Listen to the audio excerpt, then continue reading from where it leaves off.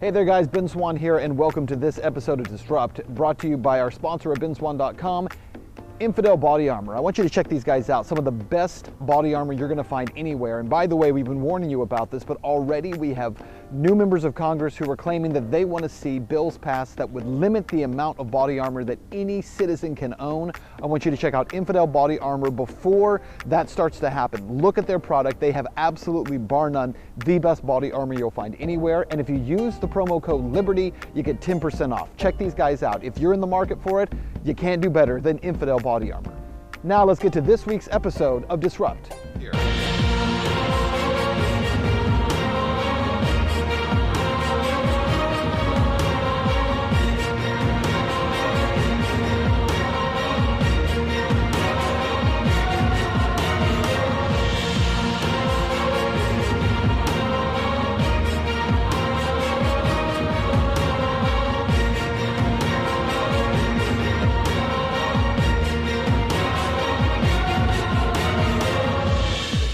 Well guys, I'm glad you're with me for this week's episode, and I got to tell you, it is a very heavy one, very sad story to be talking about here.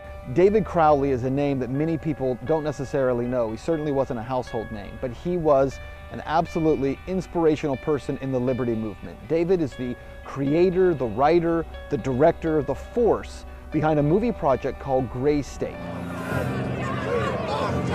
Since last night's declaration of martial law, soldiers are moving in to secure key areas in all major in response to UN presence in Minneapolis.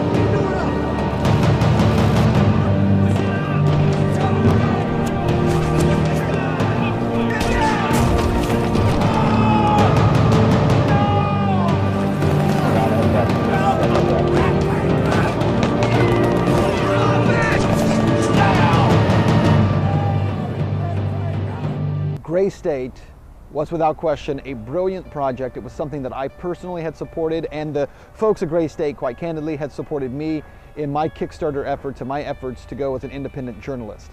So certainly, full disclosure here, there's a lot of connection between me and this crew. David Crowley was the guy who put all of Gray State together, and this past weekend, tragically and very sadly, David was found dead inside of his home along with his wife and his daughter. Police, investigators originally on the scene ruled it a murder-suicide. Joining me now to talk about this is Danny Mason. Danny is an actor. He is part of the Gray State Project.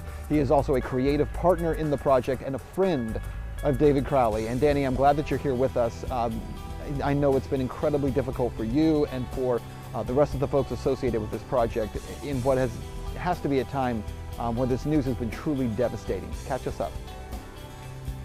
Yeah, I don't think devastation really kind of describes the feeling that we have of what kind of transpired with David and his family. When we got the news on Sunday afternoon, we almost, me and a group of friends, I got the phone call from one of my dear friends, Adam, and we were just in shock and disbelief about what actually transpired.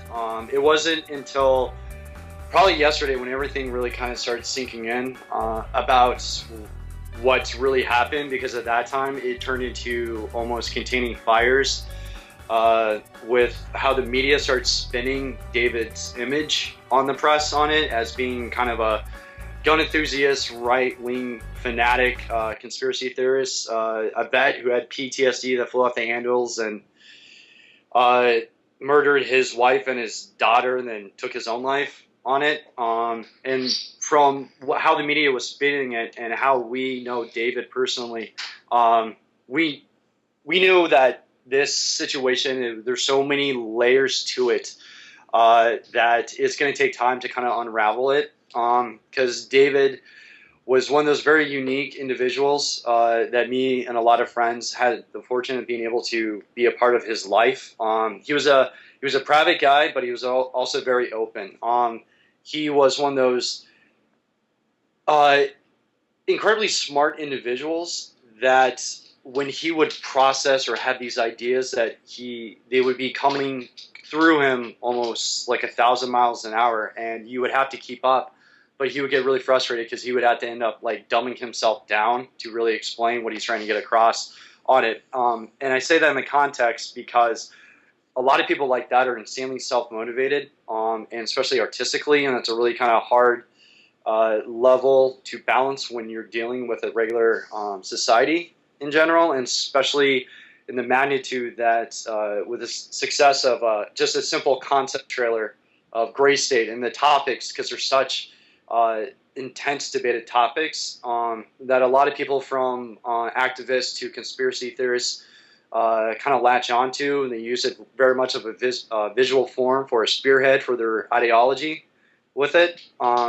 So with that being said, with David around his family, he was such a softie, and when I say that, I mean when he was around his family, he was so loving, and he was so caring, and he was so in love with his wife, and he loved his kid, and being a part of that. And whenever I would be over there, me and my other friends, Adam and Mason and Sean, we knew that we were fortunate enough to actually see that. So now, Danny, let me ask this, because I know that David obviously served in Iraq. He was an Iraq War veteran. Immediately, of course, media turns to the idea that this is an episode of PTSD, and that becomes kind of the blame for all of this. To the best of your knowledge, and I know it's difficult to speculate on this, but to the best of your knowledge, had David exhibited any symptoms or signs of PTSD in the years that you've known him? Nothing that would, I guess, constructively fit the bill for a diagnosis of PTSD. Not in the form of David, and that could have been masked with his creativity on it. Hindsight's always 20/20, and especially in a moment like this. And I think to label that right away that this was the sole cause of it, I don't personally. I know that he mentioned that he did suffer from some forms of PTSD, and I think that all of us in some shape or form could actually, I guess in some form of diagnosis, have that, obviously more extent than others, but nothing to the extent that immediately, this is, it's black and white, he flipped out and kind of lost his mind. It's just that diagnosis to explain the tragic events just doesn't fit with it. There's much more stuff that I guess we can only assume leading up to it, to the tragic event. And like I said, that's going to take time because we're getting little bits here, little bits there from other people that he communicated with. That's beginning to kind of allow us to get the bigger picture of what actually transpired. When you say little bits, are you able to tell me what some of those little bits are? Yeah, little bits are kind of more communication with David's family on it, and how he was communicating with his family on it, with things going on to it. Because David, when he would go into a very creative mode, he would kind of, I guess, go off the radar for a couple of weeks, and this is very kind of normal for him. And then he would just reemerge with these ideas, this new plan, new direction where you want to take things, or he might even have a completely different idea for a project. He just needed to get out of his head. And so for him to do that, his family was used to that. And me as being a creative partner with him and also a friend and a business associate, that was, familiar with it. It wasn't anything, there wasn't really any kind of red flags that kind of went off that we should be really concerned about. It was just the more lapse of time that was going by when we weren't hearing from him, that's when me as a collective friend started getting a little bit more concerned. Something wasn't feeling right with us. And we started reaching out to each other, and it was at a point where we were going to go over to his place kind of unannounced just to check in on him and whatnot. But like I said, hindsight, you can't really predict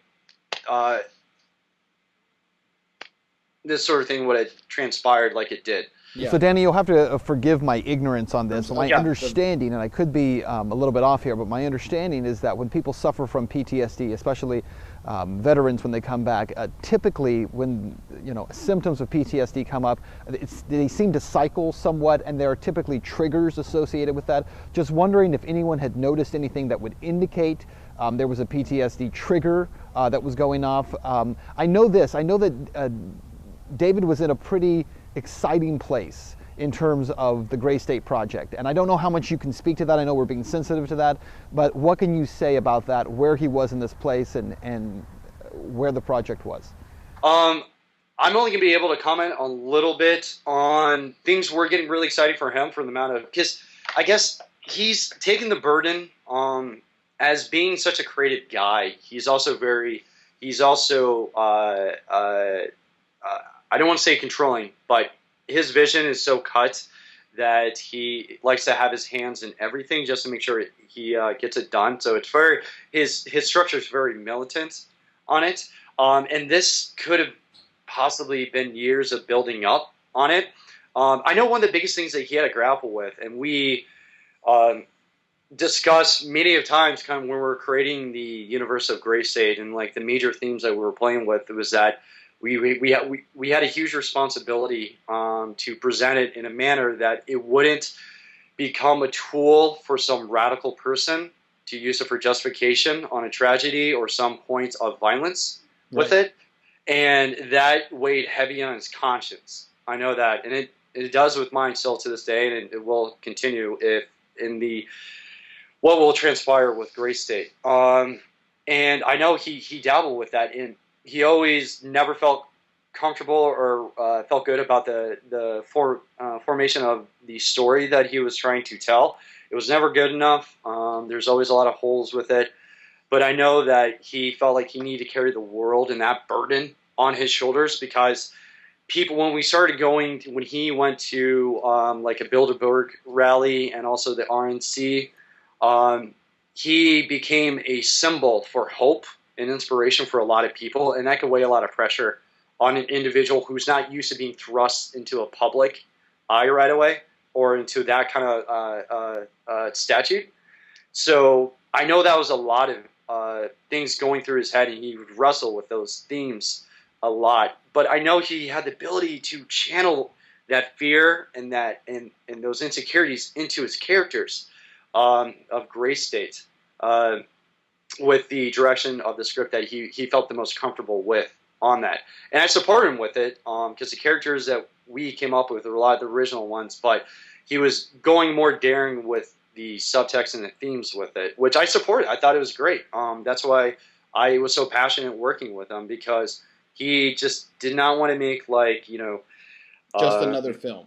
Yeah, just another film, but also like the themes in general, that kind of what we're dealing with. There's not a lot of filmmakers at that time. I mean, when we were coming up with the concept, and you have to understand, this was years before Occupy, or even a year before Occupy Wall Street.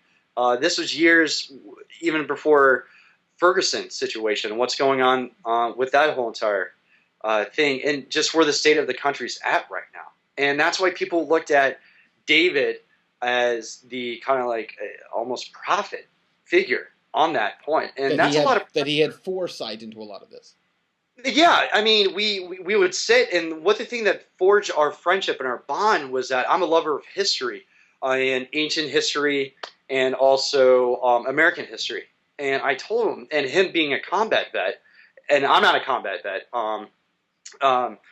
we would have discussions of what would actually take place if there would be a second Civil War, a second American Revolution. What would it take place with advances of technology, and also, but on the higher powers, the controlling factors with that, and how would that take place on, with that direction, and that really forged in the beginning process of what the Gray State is. And even then, back then, this is like 4 or 5 years ago, we knew we're playing with something we fully didn't understand. We fully didn't understand when we're shooting it.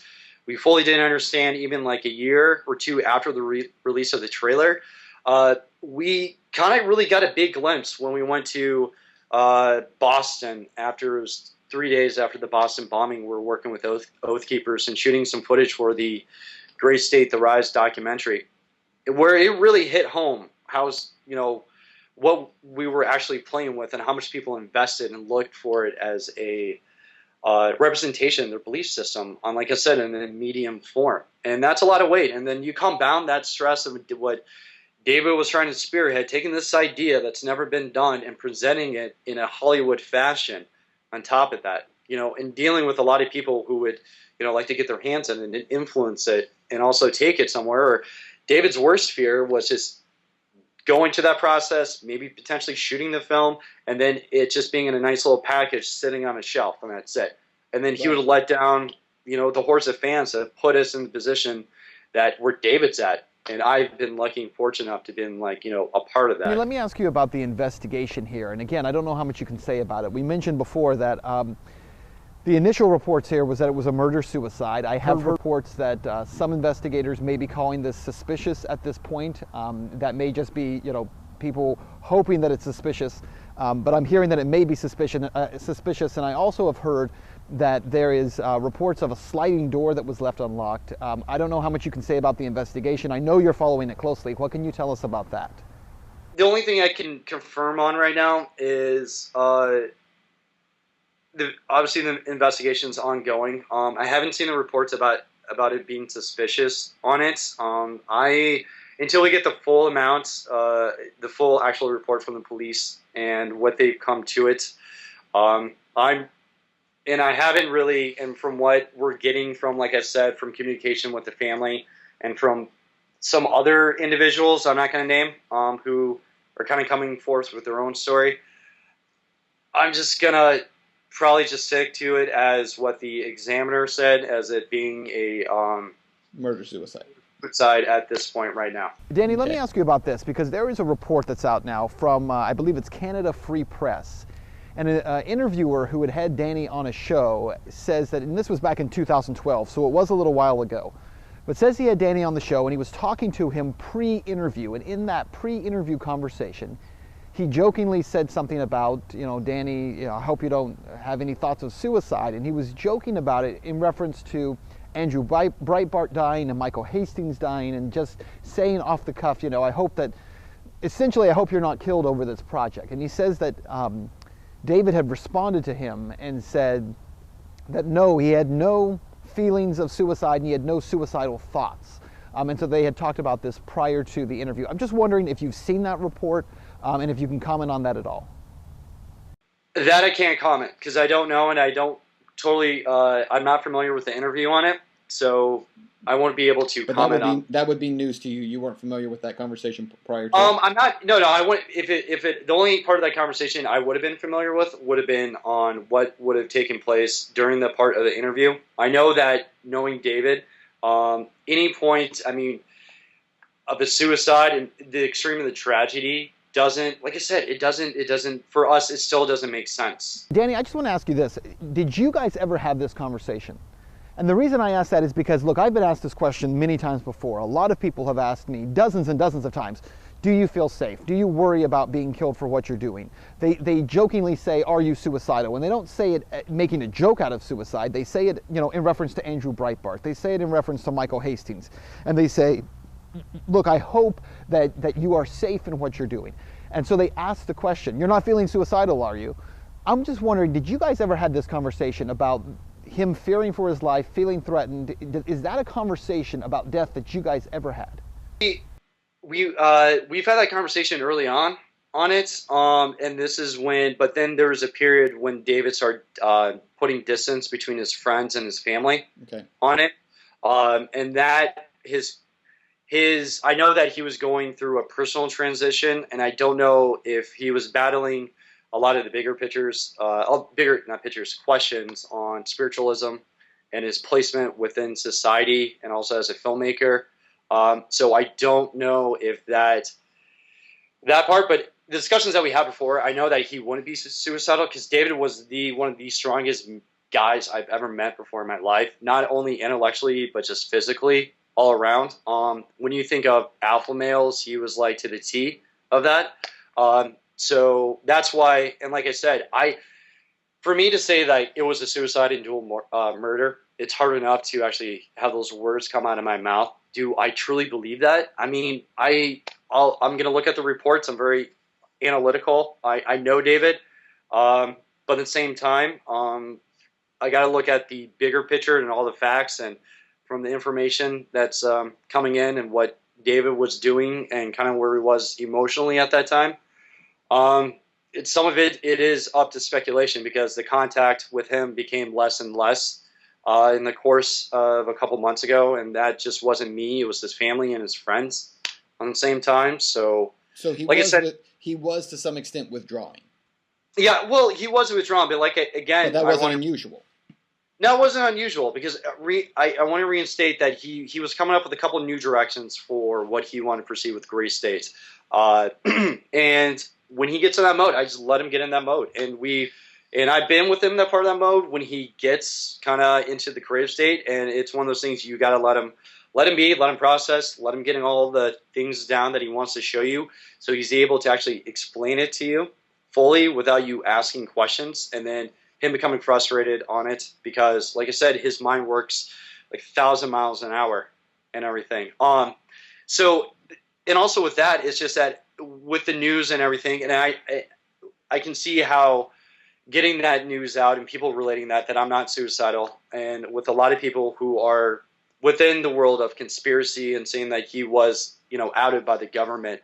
I don't think he actually was outed by the government on this because of, like I said, the relationship and you being an outsider and us being close family. But I know that we're working thoroughly on investigating it, and we know that we have a long road ahead of us, and it's going to take a lot for us to fully digest the actual claim of a murder-suicide at that point.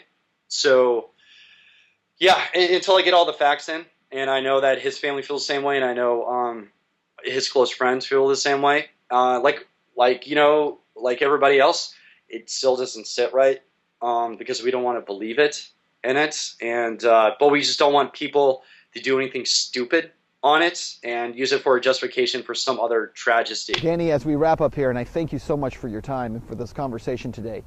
There are a lot of fans of Gray State, of the project, certainly of David and what he was doing, fans of yours, people who have stood with you all and supported this project for a long time. And I know the question is going to be raised, and so I would be remiss if I did not ask you, where does the project stand? What can you speak to as far as that goes? What do people need to know about where it goes from here? Because this project obviously bigger than just you or even just David. It is a project and a labor for a lot of folks. Just wondering what you can tell us as far as the future of Gray State. For all the fans who have been supporting us, we couldn't have done it without the help with you guys. I know that we're going to be, and this is going to be also the representatives of Gray State. For our own personal dealing with the matter and coping and making sure we're at a good spot, we're going to go black for a while until we can fully understand where the direction is going to be. Because a lot of the vision behind Gray State was David, and we don't know how to, until the extent we can get the full idea where David wanted to go with it. I want to get to that point and then make sure we can stick and make the purest, best vision that David wanted for it. Because that's what David deserves, 100%. I mean, there shouldn't be any kind of sidestepping that at all. I think there will be something that will come from this. I don't know what it will be right now, but I know that we won't stop at it. I know that it will take, the Gray State will take a new shape and form, but we won't compromise. I know that because I won't in general, because I feel like I'll be compromising a good friend and a visionary, and that's what David was. And I know that there's been a lot of pour out and people wanting to help, and if they want to help, what they can do is that Dan Crawley, David's brother, we've been meeting with him a lot just in this time of need, and we set up a GoFundMe campaign for Comel, David's wife, for Rainey, because of Comel's mother is currently on her deathbed, and she's dying from cancer, and they don't have any life insurance, and they're in Waco, Texas, and their bills are over somewhere of $5 million right now. And we know that we probably won't hit that mark what we have, but to make something good come from this, we would like people, if they can, and I think you should have the link with you, Ben, and if you could put it up there on your site, that'd be great. Whatever they can do to kind of funnel that and just keep the Crawleys in their thoughts, the Comel's family in their thoughts too, and just know that it could be a little while, but it's not going to stop us in our tracks right now. We just have to take some time so we can grieve and just take care of ourselves first, because if we don't, then what we try to come out with the idea with Grace Day and the vision that David had will not even come close to it. And the last thing I want to do, and everybody else associated with part of the team, we do not want to let the fans down and not get what we wanted to out originally if David was around. Yeah, and Danny, again, I want to thank you for your time so much, Danny Mason. And by the way, folks, I want to just second what he said there. There are a lot of people frustrated right now. There are a lot of people who are feeling a variety of emotions, from sadness to anger to frustration to disbelief. If you're one of those people and you're watching this and you're wondering, how can I channel energy right now? Don't do something stupid. One of the things you can do in channeling that energy is to support the family of this man who is really struggling right now. We'll put the GoFundMe here in the link on YouTube and also at benswann.com. So if you're watching in either location, absolutely a way that you can help and that you can find a way to be useful in this time, a very difficult time. Danny, thank you so much for your time, and thank you guys for watching. We'll see you again soon.